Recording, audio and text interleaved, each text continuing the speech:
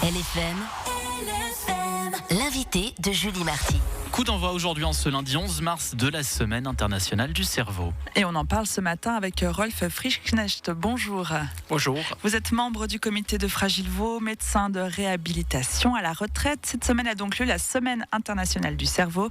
L'objectif, c'est de sensibiliser l'opinion publique à la recherche donc sur le cerveau.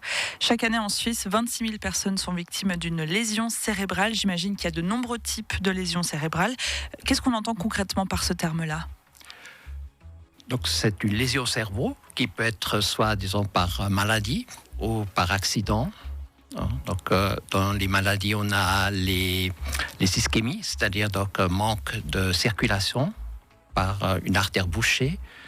On a aussi les hémorragies, donc par une faiblesse ou une malformation vasculaire. Et puis après, de l'autre côté, on a les traumas crâniens, bien sûr.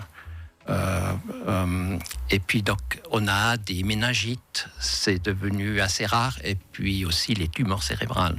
Donc, en gros comme ça, mais il y a bien d'autres types de lésions cérébrales. De lésions aussi. J'imagine chaque année en Suisse, 26 000 personnes, je l'ai dit, sont victimes d'une lésion cérébrale. Au niveau des chiffres, est-ce qu'il y en a toujours plus ? Est-ce que c'est en augmentation ?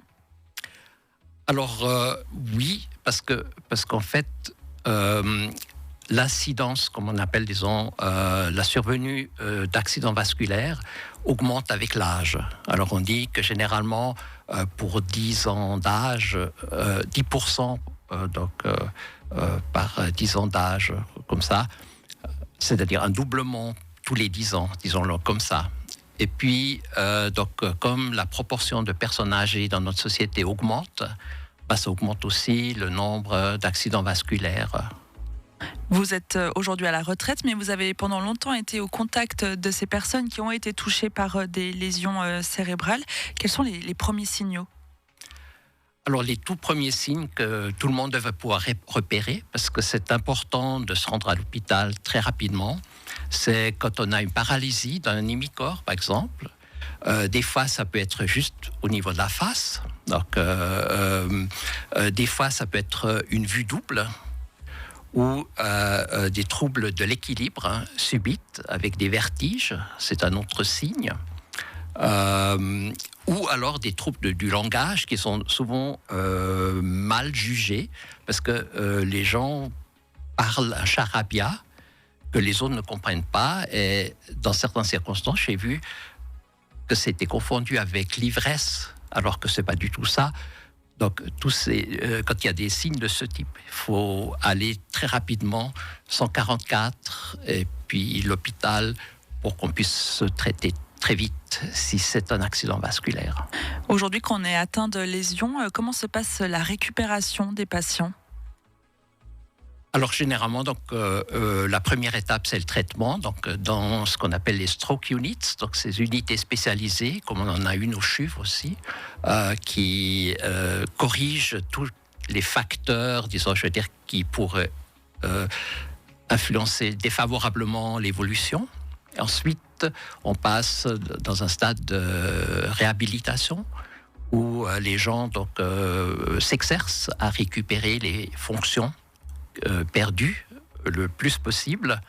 Et puis après, il y a une phase quand même très importante aussi, qui est la phase à long terme, où il faut maintenir l'acquis qu'on a pu acquérir pendant la phase de réhabilitation, parce que souvent il y a un déclin et puis les gens deviennent plus handicapés qu'ils devraient l'être, donc je veux dire, avec un traitement. Donc c'est un long processus. Tout à fait, à vie. À vie. Généralement, oui. Rolf Frischknecht, ces lésions ont souvent des conséquences invisibles. Est-ce qu'il faut qu'on libère la parole quand on a un proche qui a été victime de lésions cérébrales? Comment est-ce qu'on doit agir? Comment est-ce qu'on doit se comporter avec ces personnes-là?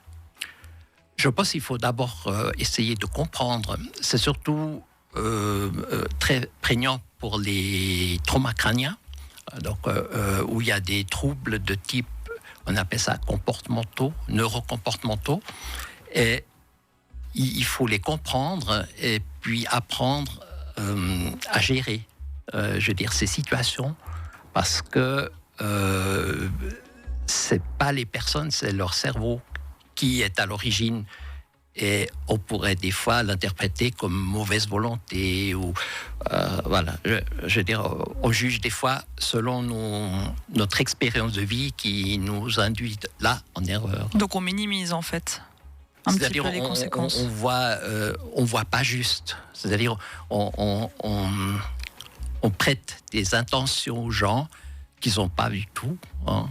Un exemple peut être après une lésion cérébrale, on a perdu peut-être de la compréhension du double sens. Alors donc les gens peuvent plus comprendre quand on fait une allusion, quand on fait du second degré. Quand on veut dire autre chose que ce qu'on dit, et ça donne des fois des conflits et des réactions.